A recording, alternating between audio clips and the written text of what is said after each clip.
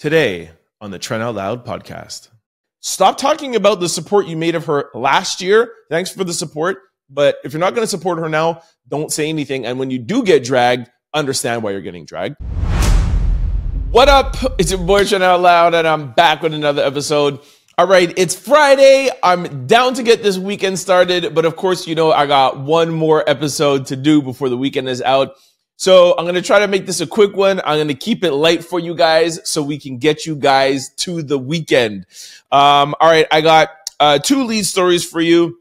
We're going to talk about Emmanuel Acho's backlash that he got for his Angel Reese comments. You all know I'm a big Angel Reese fan, so I got to come for him. We're going to talk about Drake Bell. Then in quick news, we're going to talk about Rip Michaels. Then I got a bunch of topics in speed news. We're going to get through them quickly. Doja Cat, Nicki Minaj, Sexy Red, Ray J, Blueface. Stick around for speed news. I'm telling you, it's a good one. Then we got question of the day. And then, of course, we're going to close out with sports news. All right, y'all. Y'all know what time it is. Turn your TVs, devices, or your radios up. I'm about to start this show. Let's go.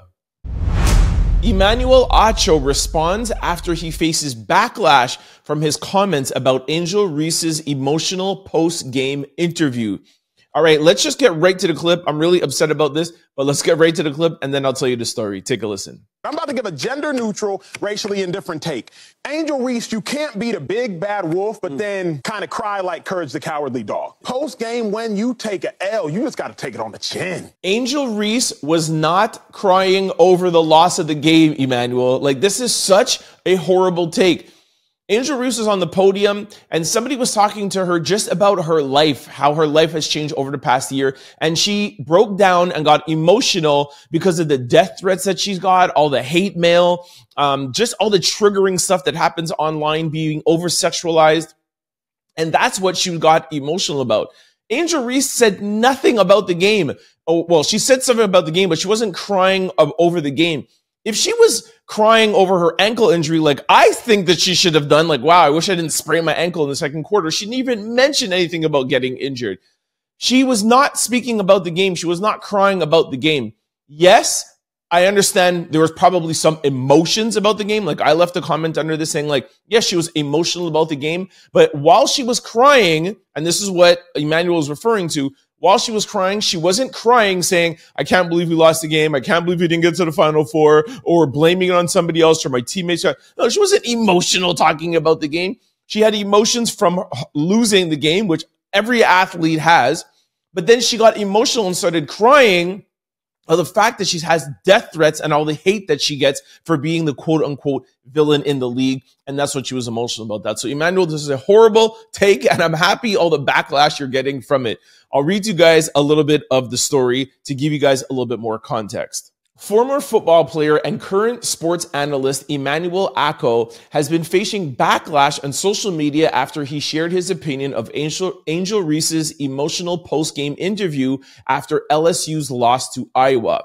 As previously reported, with the game marking Angel Reese's final game as a senior, she became emotional as she reflected on all she endured after winning last year's championship.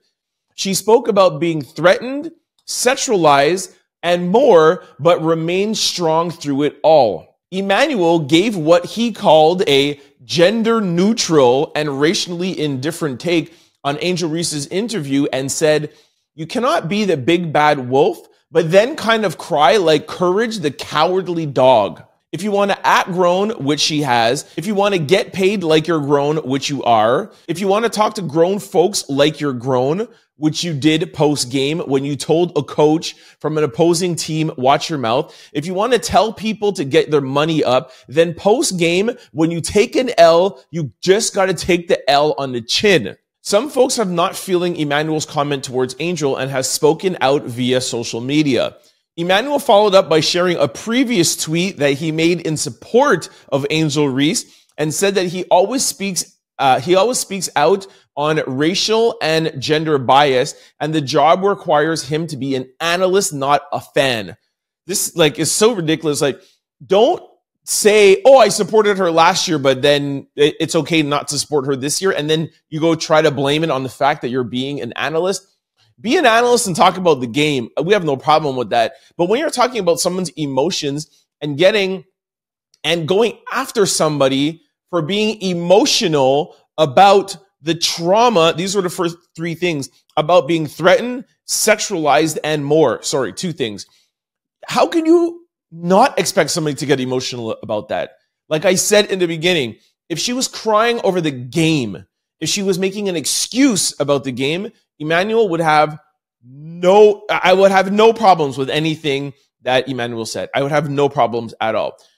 The issue is that he is just seeing the tears and he's claiming that it's a gender neutral thing. I think if it was a male crying over being traumatized or sexualized, he would be able to make the difference. But I think it's because it's a woman and he sees a woman crying and he just automatically assumes, oh yeah, she's just crying and she took an L. But you have to see what she's crying over. Anyways, let me read to you some of the reactions online and then I'll read to you his rebuttal. Amanda Hart wrote, another failed take, gender neutral, ? Racially indifferent, ? When do Black women ever get to be human? And then they use the word cowardly dog. Be for real, Acho. Well, Emmanuel Oko. And then somebody else wrote, has Emmanuel ever had a good take? Here, this is the one I was really looking for. According to Emmanuel, Angel Reese deserves everything she is getting because she talks ish at the free throw line. This man is disgusting. Remember, Angel Reese was on the podium crying about death threats, AI porn made of her, and being the target of some of the ugliest racism that we have ever seen in college and basketball together. So him saying, again, just to reiterate, to make it clear, him saying that she deserves everything she got is unfair because she's not crying about the game. She's crying about death threats, AI porn being made of her, and the racism that she's getting attacked to her. So one of the last comments is, Emmanuel is being dragged across the internet while Angel Reese just dropped an absolute iconic Vogue magazine announcement saying that she's in the WNBA. Today is a great day. All right, to be fair, let me read to you what Emmanuel wrote, which is just a horrible reply. I'm sure he didn't even get a PR agent because this is horrible. He wrote, dear level-headed friends. That's a horrible way to start. like that's just an attack. So he's basically saying like, oh, you guys are like emotional out here. So he's like, level-headed friends. Horrible. Please know, I always speak out on racial and gender bias. One of the few on TV to speak on it. I also have consistently publicly supported Angel through it. However, I don't blindly support anyone. I assess every situation individually and then speak. Again, stop talking about the support you made of her last year. Thanks for the support. But if you're not going to support her now, don't say anything. And when you do get dragged, understand why you're getting dragged. He then went on to say, also, just because you disagree with one individual's action one time doesn't mean you hate them. The job is to be an analyst, not a fan, which means your opinion must shift across actions. For those who doubt, here's proof. And then he put the support he made of Angel Reese last year, which I'm not even going to dignify and read. I don't understand this last tweet where he's like, just because you disagree with one individual's action doesn't mean you hate them. I don't know if he's trying to say just because you disagree with me once doesn't mean you should hate me. I don't know what that means. But again, just to close out this story, he keeps on referring to himself as an analyst. You're not a therapist. You're not a body. What do you call those people that like read people's anyways, you know what I'm talking about. The people that read people's body languages. You're not one of those people. You are a sports analyst, sir. Angel Reese was crying about her emotions and the stuff off of the court. Keep your sports analyst about her on the court, by the way, which he said that she was the second best player after Caitlin Clark in that game. And I totally agree. Caitlin Clark was the better player. Angel Reese had a great game, 17 points, 20 rebounds. They say it was her second best or her first best game. Talk about the game. Don't talk about what a female basketball player in college, a 21-year-old kid, she's basically a kid, she's 21 years old, a 21-year-old young, not a kid, let's give her respect, like a young adult, a 21-year-old young adult is going through, and if she's being emotional and she is being emotional, not talking about the game, you should not talk, as a sports analyst, should not talk about her emotions off the court. And that's my take on Emmanuel Ocho's Backlash. All right, in our second lead story, Drake Bell clarifies that he cut off communication with a 15-year-old girl once he learned her true age.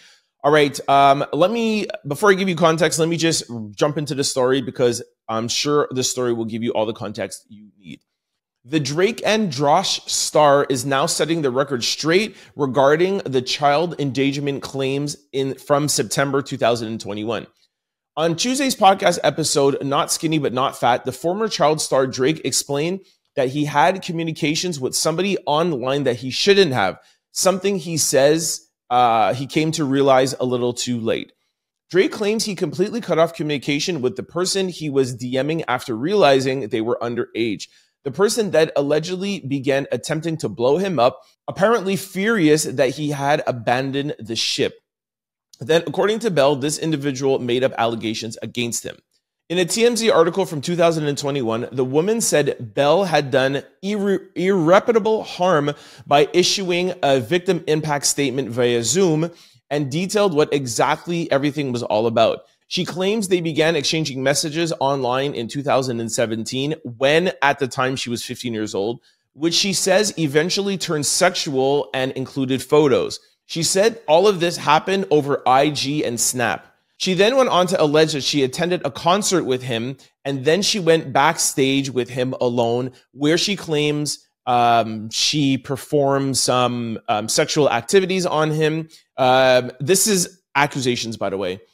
Drake Bell acknowledges that he got himself into a messy situation, which he shouldn't have altogether. But in terms of actually being inappropriate, he insists he didn't.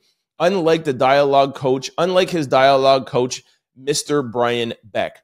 All right, so giving you guys a little bit of context, Drake Bell from Nickelodeon, he was on the that series, I can't remember, Quiet on Set, where he was talking about being a child star, and his dialogue coach, Brian Beck, was coercing him to leave his parents, sleeping at his house, and then he had him doing some inappropriate things, okay? So that was Drake Bell's accusation when he was a child on Nickelodeon. Now, he himself, as an adult, is being accused of being with a 15-year-old girl. He is saying that he was not with her, but he did speak with her and he had communication with her. And that once he found out she was 15 years old, then he stopped speaking to her. The thing about it is that how long, well, the thing with what everyone's questioning is, A, did he do anything physical with her? And I'm sure that's going to roll out in the next couple of days. But also, how long do you go online speaking with somebody before, A, you ask them how old they are, but B, you can tell if you're talking to somebody who's a child, 15, 16 years old. If you're, I don't know how old he was at the time, but any adult, you could tell by the first maximum second time you're speaking to somebody how old they are by things that they're, answering you back and communicating you with. So that doesn't, I'm not saying I accuse him of anything. I'm just saying I have a little bit of a hard time believing that you as an adult are speaking with somebody on Instagram and Snapchat and getting pictures, and you can't figure out that she's 15 years old. Maybe you can't tell from the pictures, because I understand somebody looking, whatever, if she's tall, or if she's big, or whatever, and she don't look childlike. I get that. But from a mental point of view, you could tell as an adult if you're talking to a 15-year-old. So anyways, I will watch this story. And of course, the irony in it, that he claims that he was, assaulted as a minor, and now he's getting the same accusations against them. I will follow the story and let you guys know the developments on it next week. All right, this brings us to quick news. Ring my bell. Bambi reportedly accuses Lil Scrappy of violating their divorce agreement by allowing his significant other to post their children on social media. All right, I really wanted to talk about this story because it's always been that question of, when should you post a kid online, at what age, should you get the parents' consent? And then, of course, too, in a divorce, should the significant other be allowed to post your children? And I never heard of anybody putting this in their divorce settlement. So I wanted to let you guys know about the story and then get your opinions of it. There has been some issues between Lil Scrappy and Bambi after she reportedly accused him of violating their divorce settlement by allowing his significant other to post their children online. In documents obtained by Radar Online, Bambi reportedly asked for a change in their custody agreement. She is asking that he be found in contempt for allegedly violating the agreement, stating that intimate partners are restricted from posting any content, including their minor children, on any of their social media platforms. She is also reportedly seeking an increase in child support payment because one of their children will be soon attending private school. I don't know if that's maybe part of the reasons why she's making this like a violation, and maybe it's like to get more money. But like I said, I really thought it was interesting that you can actually put in a divorce settlement or a divorce agreement that your significant other is not allowed to post your other children. I want to know what you guys think about this. Send me an email, trentoutloud@cfqr600.com, or comment underneath this video or any of my social platforms at Trent Out Loud. All right, in our second lead story, comedian Rip Michaels reveals he lost his marriage while being hospitalized. When I was in ICU, my wife was like, yo, see you later. Peace. Okay, this is actually a really wild story. I have a little clip, but before that, I'll read a little bit of the story to you. By the way, for those of you who don't know who Rip Michaels is a comedian on Wild 'N Out, Nick Cannon's Wild 'N Out. Comedian Rip Michaels has revealed that he lost his marriage while speaking with Angela Yee on her radio show, All the Way Up with Angela Yee. As we previously reported, Wild 'N Out was forced to cancel a comedian show's taping after he suffered a heart attack. At the time, the 49-year-old comedian took to Instagram to apologize for the ticket holders from a hospital bed, citing that he was in critical care. I just wanted to let you know that I will not be at the Apollo tonight. I'm in the hospital, and I'm going to be postponing to a later date. In a caption, Michael added, "My heart since the attack is only functioning at 17%, and I'm currently in ICU with good people in heart failure team, on my heart failure team." All right, so that's the setup, okay? That's everything that he had to go through. Now listen to this. Now in his latest interview with Angela Yee, Michael speaks on something that he experienced while he was in the hospital. "My wife left me when I was in the hospital," the comment shared. I guess when they say death do us part, she's a go-getter, so she doesn't seem that she wants to procrastinate. So she just decided that she was going to be out. Michael also shared that they were married for 2 years and explained that the situation opened his eyes. It lets you know that certain people can handle certain things, and certain people will only be there for you when through certain parts of your life. And I just realized that now. What a weird story. Anyways, here's a little bit of the clip.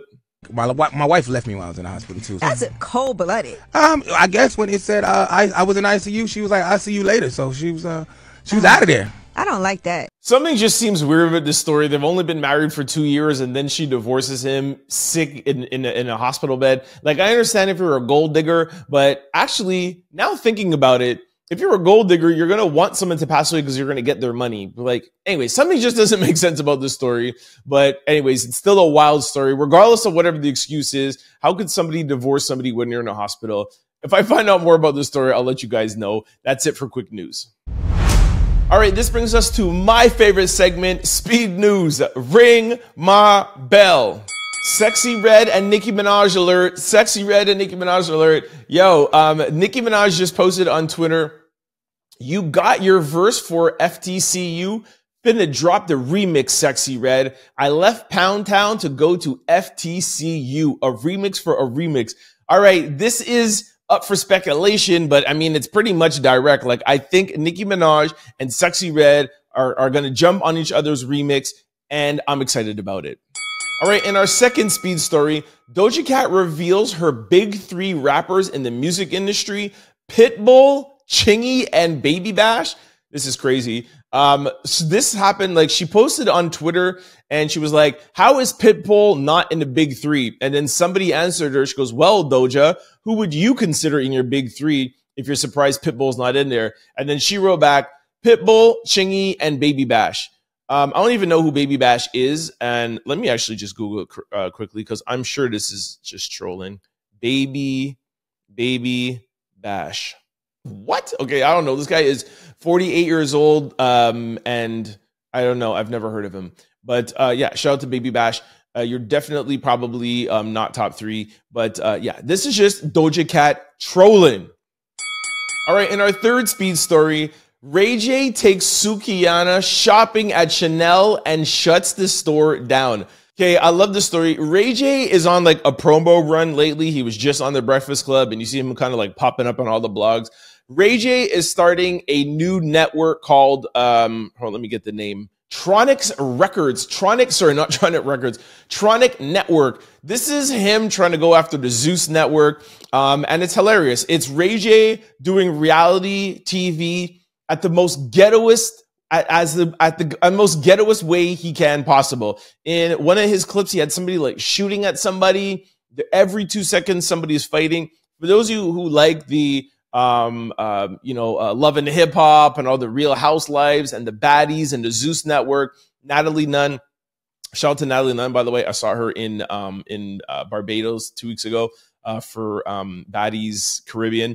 Yeah, so this is Ray J just trying to give you guys an alternative to the Zeus Network. Whoever likes the Zeus Network and Baddies, get prepared for Trinix. I always forget. Tronics, sorry, I keep forgetting. Tronics Network. Look out for Ray J, Suki, Tronics Networks. Oh, I think we have a little bit of a clip. Here's a little clip of Ray J and Suki shutting down the Chanel store.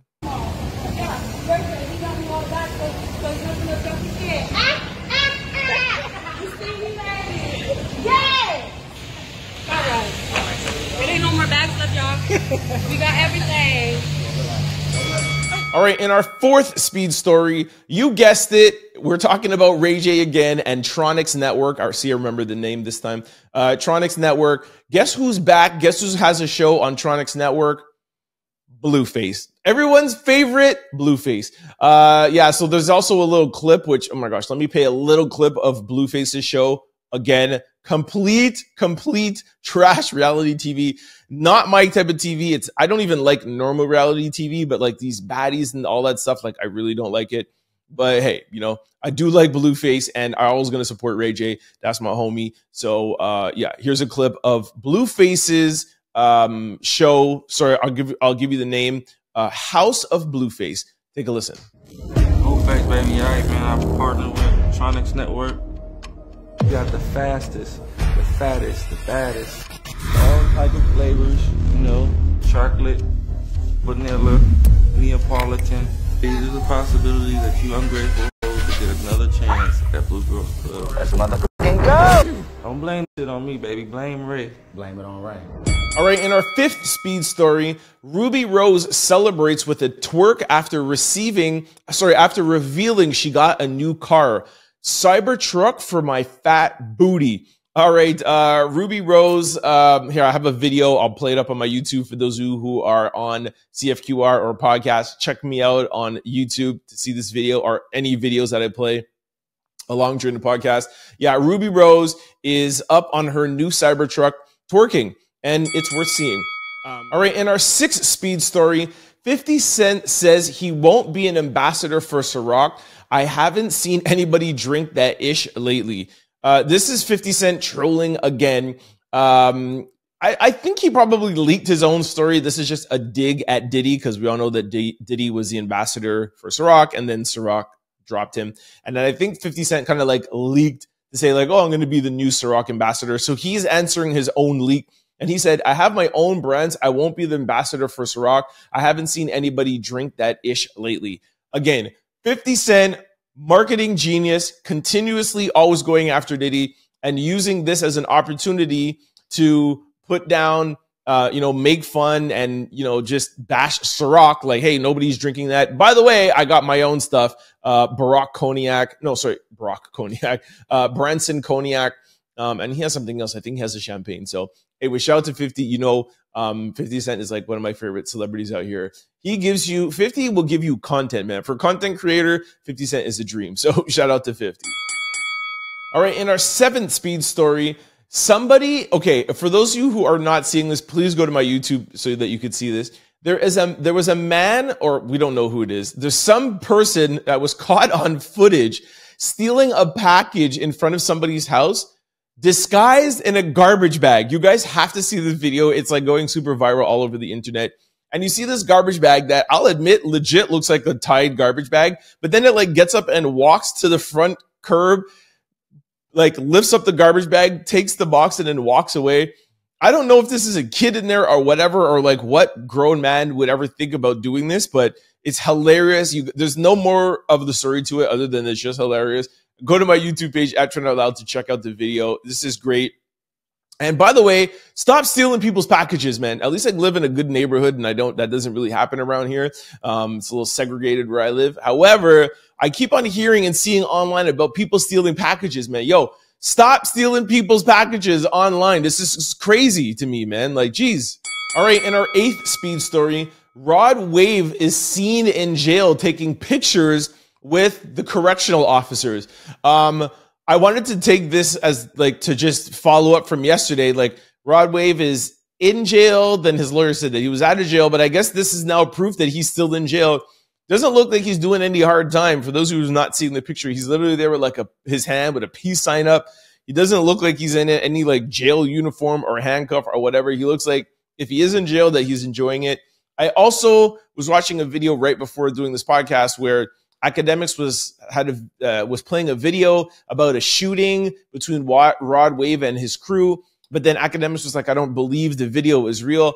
I still don't understand what's going on with Rod Wave. I have no idea if he's in jail, not jail. His lawyer said that he shouldn't be in there because he wasn't a felon. I still don't know. This has been now, I think, 48 hours. We still don't know what's going on with Rod Wave, but we can confirm that he is in jail. I don't know how long he's going to be there. We'll follow up next week, and I'll let y'all know. All right, in our 9th speed story, Metro Boomin and Future announces the 2nd installment of We Don't Trust You. All right, so I'm sure you guys know by now, Future and Metro had their album, I think it's been, 2 weeks ago? Of course, they had Kendrick dissing Drake on it. Their album went #1. If I'm not mistaken, they sold 200 or 250 albums the first week, which was successful. And it was a #1. I think it was Future's 10th #1 album. However, I actually even put a comment underneath the story. If there's no Drake diss, is anybody going to care about this album? I know it's Future, but Future, Metro, like, we'll see. Anyways, there's a 2nd installment. Let's see if Kendrick follows up. What might be cool, though, is that if he has Drake follow up on Kendrick on Future's album, but that's not going to happen because Drake and Metro Boomin hate each other. So we know that's not going to happen. It would just be funny. That would actually really get the album selling. But let's see if there's any more diss tracks on it or if anybody else is going after Drake again. We shall see. All right, in our 10th and final speed story, former Bad Boy artist G Depp is released from prison after serving a decade-plus sentence for murder. G Depp, all my old school hip hop heads will remember G Depp Special Delivery. I totally even forgot that G Depp was in jail, but G Depp has been released. He served 13 years for a murder that he apparently confessed to. I think it was in '93, but then he confessed to it in 2001, I think. That's what I was reading up, and I'm not going to read the story because this is speed news, so we don't have time to read the story. But G Depp is out, and of course, the irony is that he will definitely have some insight on Bad Boy, Diddy, things that are happening. So people are saying that like Vlad and everybody's going to rush to him to get an interview, not to talk about him or his time in jail, but to get some insight on what he might know about Diddy or if he's ever done anything for Diddy. We will see. All right, I think this is a record of speed news. This is our first time that we had 10 stories in speed news. Anyways, this is one of my favorite segments because I can get little stories out to you and we don't have to like go in depth of things. So I love it, but it's to the end. That was it for speed news for the week. Let's go. All right, this brings us to question of the day. All right, I got 2 questions like yesterday. Let me see if I could speed through them and see if I can get the 2 of them in there. Is 4 months soon enough to say I love you to somebody you're dating? Okay, let's go to the comment section. I was told I'm going to marry you the first time we linked up. Here we are 17 years later. All right, so that's an example. Mika said, I love my man after 3 days. I'm not going to lie. Vicky Cobb said, I guess I'm delusional. I'll tell you the next day. Ashley said, no, I told my husband I loved him the second week. 8 years later, we're still together. Okay, I'm shocked at all these answers. My pretty girl Maya said, nah, I still say it the next day. I never gave an F. Okay. Lux Cameron said, baby, I love you after the first, baby said, I love you after the first session, and don't let the be big and stroking. In my mind, we were married with kids. I don't even know what that means. All right. Jay Aroa said, hell nah, because I really like your ass. I'm going to be ready to say it after the second date. Call me when you make it. I love you. What? Somebody wrote, baby, I love you. I said I love you on day 3. I am shocked by these answers. Toa TV wrote, if you don't love me by day 2, how are you possibly going to love me in 4 months? I am shocked by this. Killa AM _14 said 4 months. Chill. I'll be ready to walk down the aisle by then. Yo, what is going on? Somebody said 4 months is too long. Miss Melly said, I told my husband I loved him at 2 months. Okay, that's better. Got his name tatted at 4 months. I was head over heels quickly, but here we are 22 years later. Okay, I'll read 2 more. Can we get somebody that's saying no to this? Jeez. Turtle McVeggie 82 wrote, it's no right or wrong answer to this. You can't tell nobody how to feel. Okay, I agree with that. And somebody said, no, I say that ish in 3 to 5 business days. This is crazy. Somebody wrote, am I delusional? I say I love you 24 hours after. Baby, I love you after 24 hours after again. Ask the people off of Love is Blind. Absolutely fell in love in minutes. This is crazy to me. I think saying I love you after 4 months is too soon. Like, what are we talking about here? Like, 4 months to be in love with somebody? I understand, like, wanting to be in a relationship and be, like, love, like, real love. Like, you're like, yo, I take love seriously, man. Like, yo, there's not too many people I have said I love you to. Yo, love is, let's forget about the forever, the lasting, but love is, there's a lot that goes in love, man. Like, there's a lot of elements to love. Like, you got to be able to ride or die and go to places that you're not willing to go when you love somebody. Like, that's crazy, man. No, I can't love somebody after 4 months. Impossible. No. That's way too soon. Because you have to be able to make sacrifices, real life sacrifices when you're in love with somebody. When you're in love with somebody and you're in a partnership, you become one.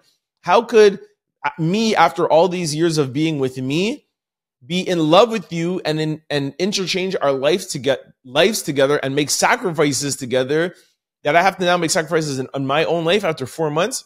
Hell no. All right. Yo, let's move on because I totally agree. Sorry, I totally disagree. But let me move on to the next one. Hopefully I can get it in quickly. All right, this one is a little bit more funnier. If you could invent a new holiday, what would it celebrate? I really like this one. Cancer Survivor Day. That's really dope. Somebody wrote Single Moms Day. Love that one. Celebrate Obama Day, the first minority president. I'm sure we'll have an Obama Day when he passes away. I hope he doesn't pass away for a long time, but I'm sure there will be. Social Media Day. No social media or internet that day. What? Yo, that'd be crazy. I think we have a social media day where we're just all on social media. But no, I get it. You're right. Because I'm actually trying to disconnect myself from social media too. So I just don't think the world will be able to, like, geez, to stomach that. LGBTQ Day. I agree with that. That would be cool. Menstrual Day for women with pay. I totally agree with that. I like that. Volunteer Day. I love that. A day to help people that are less fortunate than you. Let's go out of this selfish era. I love that. A day off to go volunteer and help the less fortunate. That is a really good idea. That's the best idea here. Active Father Celebration Day. Okay, well, I get what you're saying, but you should just be an active father all the time. And we already have Father's Day. People's birthday should be a holiday. Who gets paid and don't work? That's horrible. No driving day. Everyone just stay home and go for a walk. Save the roads, environments, and no insanity of dealing with traffic just for one day. Horrible. Black Labor Day, to honor the work of the foundational Black Americans that built half the country and didn't get any credit. Yo, I'm here for that. LGBTQ plus day, Black, what do they call it? Black Labor Day. I'm here for that, man. Anybody who's been marginalized, deprived, discriminated against, give us a day. And somebody wrote Peace Day. So actually, I don't have a day in mind, but I actually really like the volunteer day. I'm all here for it. All right, this brings us to sports news. Shaquille O'Neal says Angel Reese is the greatest athlete to ever come out of LSU. Take a listen to the clip. She's probably the greatest athlete ever to come out of LSU sports. You heard it here first. Yeah. Yourself included. Yes, because guess what? Boy. She delivered. She delivered that package. Ooh, and I like that he highlighted and reminded us that he came out of LSU. I thought this was a good way to end the show, to recap this whole week. I think every day this week I talked about Angel Reese, LSU. I love this story, and also Caitlin Clark. The whole NCAA and March Madness women's department or division, whatever you want to call it. I've been talking about them. And it was just nice to see an NBA player kind of co-sign what I've been saying. Angel Reese is amazing. Really happy that she's entering into the WNBA, and I'm really happy of everything that's going on. I think this weekend we're going to get Final Four games, and we'll see if Caitlin Clark can finish it out. But like I said, I thought this was a good way to end off the week talking about women's basketball, capping it off with Shaquille O'Neal saying that she's the greatest athlete to come out of LSU. Sorry. All right. That's it for me. I'm heading out. I am done work. The weekend is here. I want you all to enjoy yourself on the weekend. Before I go, just want to remind you guys who is listening on the radio, you could catch the Trent Out Loud podcast on all podcast platforms and on YouTube on demand. Just go to any of those platforms or YouTube and search Trent Out Loud. Vice versa, for those of you who are on YouTube, our podcast platforms, please check me out on CFQR600.com weekdays from 11 to 12. We do play the same podcast, but we infuse it with 90s hip-hop and R&B, 90s and 2000s hip-hop and R&B. It's a really good show. Support your boy. You can listen to us online, CFQR600.com or CFQR600 AM if you're in the Montreal area. You guys have an amazing weekend. Have fun. Be safe. Thanks for tuning in. We've had a great week. Actually, had a great past 2 weeks. Good shows. Our numbers are up. I appreciate you. I do this for you guys, and I appreciate the love back. Have a good weekend, and I'll see y'all on Monday. Peace. Don't forget to like, comment, and subscribe. It's your boy, Trent Out Loud. Peace. For more content, you could subscribe, download, or listen to the Trent Out Loud podcast wherever you listen to your podcasts, or you could watch us on YouTube. Just search Trent Out Loud. For showtimes and updates, you could follow us on all social platforms at Trent Out Loud. Go to signupexpert.com/Trent. Once you sign up for all betting apps and get all your bonuses and get all your rewards, go to your app store and download BetStamp and use promo code TOL.